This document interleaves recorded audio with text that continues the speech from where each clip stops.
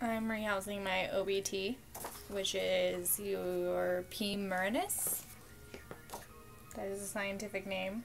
I'm not even going to try and pronounce that. They're old world, so I don't have to worry about urticating hairs, so I'm not wearing any gloves. They're very fast and extremely aggressive and really beautiful. They're a burrowing species, so I'm going to be getting her much deeper substrate and packing it down so she can burrow her heart out. It's been about a year since I rehoused her, so she definitely could use some cage maintenance. And I'm deciding to video it so you guys can see me poop my pants. So, that being said, I guess I'll just walk you through my methods of dealing with really mean, aggressive tarantulas. Step 1 of rehousing any tarantula. Kick your cat out of your room. Last thing you want to deal with, oh kitty, is a tarantula on the loose and then your cat trying to eat it. So, see you later, buddy. So, I always do my rehousing, I guess not always, I try to, if it's a fast genus or species, to do a rehouse in a container that's bigger, so I can do everything, and if the spider gets out, it tries to stay in the larger thing. Normally I would just redo an entire enclosure and then try and get the spider to go out of their old enclosure into their new one. That seems to work best for my aggressive species, because then I don't actually have to catch them, I just have to bug them into going where I want them to go roughly. But I want to keep her in this enclosure, so I'm going to completely clean out the old one and redo it. So she gets to be hopefully caught in a catch cup, and if not, hopefully contained to this 20 long that I had my Goliath bird eater in before he was traded off and successfully bred at J. Muggleston's Exotics. So, way to go, Joey. This is what I have her in. You can get these at PetSmart. I didn't because I go to DI all the time. And that's where I got this enclosure. I like it. It's got a nice heavy lid so she can't push it open. Mine has cracks, but since it's just dry dirt in there, it doesn't matter. And she's all webbed up right now in this log, so hopefully all this moving around hasn't gotten her all feisty. You can see her right there. All webbed up. So hopefully this will go pretty uneventful. Hopefully, but we'll see. So you can see what's going on here. There's her hide. I'm going to get her a different water bowl. I don't really like these fake rock ones. I don't know, I'm just not into that. Every tarantula owner should have a nice pair of 10-inch tongs. 10-inch thongs. They're great for taking out any boluses that you might see in regular cage maintenance between cleaning. What I'm going to try and do is just push her log back so she can't get out the back. Well, she's trying to get out the back. You can see that. So I'm going to try and get her to not do that so that I can put a catch cup right here and hopefully bug her out that way. We'll see how that goes. The cup I'm going to be using is just one from Crest that once held delicious Mountain Dew. It's got this little hole in it that she can't get through, so for the time being that will be plenty of air for her. So now I'm going to put all this in my 20 long so that if she does get away from me, she just stays in here and I can put the lid on it. Worst case scenario, stuff like that. So I'll hurry and do that. You can see that I've got her enclosure now in the 20 long. I'm using this light from my fish tank to light this. You can kind of see it better. If she was any other species that was less aggressive, like a rose hair or anything like that, I would probably feel comfortable reaching my hand in and taking out the water bowl and everything like that. With these more aggressive teas, I wouldn't recommend putting your hand anywhere in there on the dirt for, I don't know, I don't do it. I would rather be really safe and not bit by an OBT than think that she's going to be too paranoid to come out and bite me and then, you know, have my hands swollen for a day. So, I'm going to take out her water dish with my tongs like that. Stick it out here, and then Hopefully this is pushed far. I'm just using my tongs for all this. Hopefully it's going to be pushed far enough back there. She won't try and run out of there. So I'm going to try and put my catch cup right here. Let's grab that. Right at the opening of her burrow. And then we'll see how this goes. So let me... Alright, so now I'm going to try and do this without any hands on my camera. So I can focus on my spider. Because documenting this is not worth getting bit. She's holed up down here. Most people have like a straw or something. I have this sweet piece of plastic plant that's super long and bendy, and that's been really handy with rehousing like my pokies and stuff like that, because I can stay a good 1.5 feet away from them while I'm jabbing them out. What I'm going to try and do is keep her opening, because it's a pretty small hole right here. That's about as far as she'll be able to get out. I'm going to try and keep that pretty... Oh, see? Striking out at me. I'm going to try and get it so she doesn't have a whole lot else where else to go besides in that cup. She's going to be striking out the back, I'm sure. But, oh, there she is. Okay. I'm trying to get her to run up and in the cup, which I should be able to feel. Might even try tilting this up, since she's kind of made an entire tube in that log. So if I can get her to run out the tube and into the cup, that would be ideal. I'm trying to not be paranoid and terrified, because she is very fast and aggressive, and I just hate when I stress out my tarantulas, because I'm really in this because I love them. So I hate to stress her. I just really want her to go out. She's right there, right in the opening. I can see her front legs. She's in a threat posture. Let's see. Maybe I feel brave enough to show you guys. She's right in there. You can see her feet. So let me think. Hi, OBT.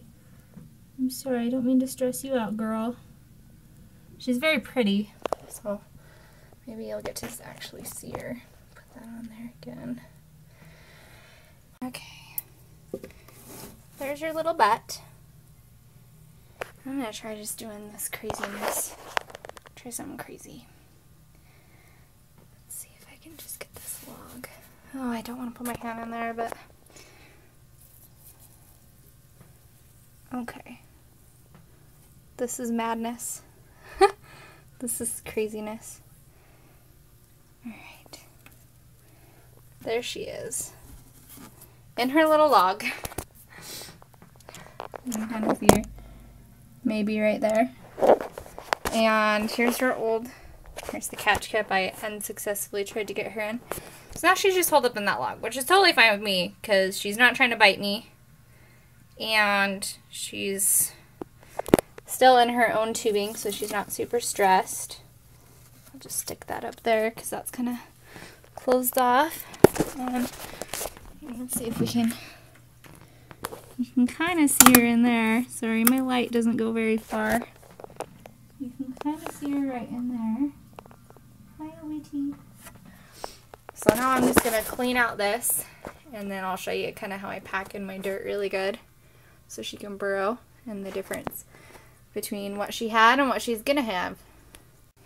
Alright, so I've taken her enclosure. She's in there, in her little log with the lid on it, so she's nice and safe. Taken her acrylic enclosure. I've gone and dumped all the old EcoEarth. I recommend just dumping your EcoEarth. Don't try and reuse it. Better safe than sorry than having something spread among your entire teas. So now I have her enclosure that's all nice and cleaned out. I just used regular dish soap. I was really careful so I didn't scratch the acrylic more than it already was when I bought it at DI. That's probably the only big downside to having this acrylic container, is that it can get scratched and cracked. but it is nice and light, so that's nice. And I kind of like this shape. It's kind of fun. But anyway, here's my big bucket of dirt that I think just about every tea owner has somewhere. Mine is nice and pink because that's my favorite color. I keep a big scoop in it, and then I have a little one for my little tiny itty bitty sling enclosures.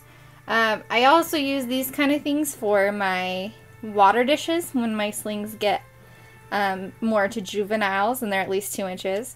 That's kind of the rule of thumb, is to wait till they're 2 inches before you give them a water dish to make sure they don't drown in it. Otherwise, just occasional misting, you know, once or twice a week, and then moisture from their prey items will be fine with it. But that has nothing to do with my OBT, so back to my OBT. I'm just going to fill this with a lot of dirt. This is just straight EcoWorth that I have all... I buy the 3 packs at PetSmart. They're a little cheaper that way to get them like that. And then I just do 3 of them at once, all in here. And then I let it sit with my lid that I have drilled holes in. I'd probably like to drill holes in the side too to get some more cross ventilation someday. But I definitely recommend whatever you keep your EcoWorth in. Make it so it can breathe, but, you know, keep it tilled and stuff like that, and pretty dry so you don't get any mold problems and bugs in it and stuff like that. So I check up on my EcoWorth and try and keep it as nice and clean as I can. So this is all fresh. Smells like dirt. Good old dirt. So I'm just going to scoop a whole bunch of it in there. You can see it's a little more moist down here. So I'm just going to scoop a whole bunch of this in there, and then I'll show you me packing it down and everything, because for my burrowing ones, I want to make sure that they have it nice packed down. So I'll show you that in just a sec. Alright, so now I have all of her dirt in there. You can see it's a lot deeper than it was before. When I rehoused her before, it was my first time rehousing her, and it was a pretty scary experience. She ran out and up the side and up my wall, and I had to get her off my wall. So going back and a year later with a little bit more tarantula experience, this is how I'd probably set up my, this is my recommendation for an OBT. I have lots of dirt. A lot of your terrestrials, sorry, I need to get better at holding my camera straight while I do a video, but lots of terrestrials, people will recommend that you have a good amount of dirt because they will like to crawl up to the top. If you get a tarantula that crawls up to the top and falls off, and they have less dirt to land on and a farther place to drop, it can rupture their abdomen, hurt their legs, stuff like that, which is a big reason why a lot of people recommend more dirt. My biggest reason for doing a lot of dirt in her enclosure, since it's pretty short and she sticks to her burrow most of the time, is so that she can dig. I think it's cute to watch her dig, and I know they'll just be happier. Side note, there's my cat being a total creeper, sticking his feet under there. Creeper cat. Anyway, he wants to get in here and eat my spiders. So, let me show you how I pack down my dirt. So now I've kind of got the different things I'm going to put in her enclosure. Here is an acrylic lid to containers that I keep my arboreal slings in. You can get these at Hobby Lobby and drill them. I like to use the lids to go ahead and put in and then pack them down. And I just push and make it kind of uniform. So then, if she decides to burrow, and I started doing this with my slings because I didn't want the dirt coming and caving in on them. I don't know. I'm a paranoid mom when it comes to my tarantulas, I think. So I pack it down really good. And then usually for aesthetics, just do a light sprinkle over the top so you don't get like the packed down look, but you get the benefits of having it back nice and packed down, because they can make better burrows out of it and everything. Let's try and get some better light on here. I'm gonna give up trying to make this look nice. I had an avic that got really sick with what was probably a yeast infection in her mouth, and it killed her, and then I had another avic that got it. So I recommend, in between any tarantula enclosures, bleaching. Putting it in bleach for a few minutes, and then letting it dry completely, rinsing it all off and everything like that. Because better safe than sorry. I know I've heard a lot of stories of people that have had disease spread through their tarantula collection, and it's just devastating. Because you get attached to these spiders, they get worth a lot of money, and, you know, you invest a lot. So, point in me saying that is, this is Red Rock from Moab. I have rinsed it off. It's been in bleach once. And so I feel comfortable putting it in her enclosure. So, you know, that's kind of just some decoration. Some people recommend making sure nothing's too sharp, anything like that. I kind of like to make it look like it's part of it. And then here's my secret for water dishes. This water dish, nice and glass and everything like that, can go in the dishwasher or whatever. I get a pack of 4 of these for $1 at the dollar store. And when I saw that they were for sale, you can get slightly bigger ones too if you want.